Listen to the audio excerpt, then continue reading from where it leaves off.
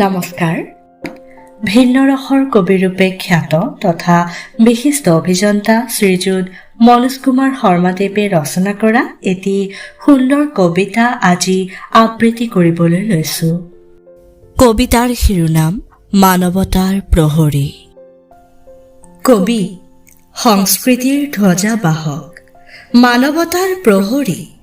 বাস্তৱৰ কঠিনতাত বালিত সোণ বুটলি সপোন পুৰীৰ সন্ধান দিয়া এক ভৱিষ্যত দ্ৰষ্টা, নীৰৱ স্ৰষ্টা।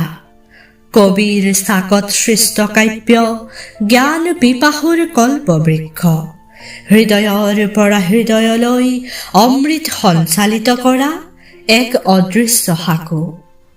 কবি মনৰ এলান্ধু আঁতৰাই জ্ঞানানন্দৰ ৰস ছটিওৱা জ্ঞান অন্বেষী পূজাৰী। বিন্দুতে সিন্ধু দেখা প্ৰেম কৰুণা পূৰ্ব চৰ্তৰে মণ্ডিত এক অনুভৱী সত্তা।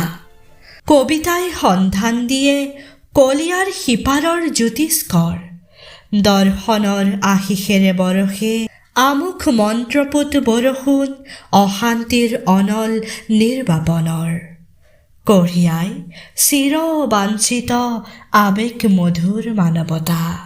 ধন্যবাদ।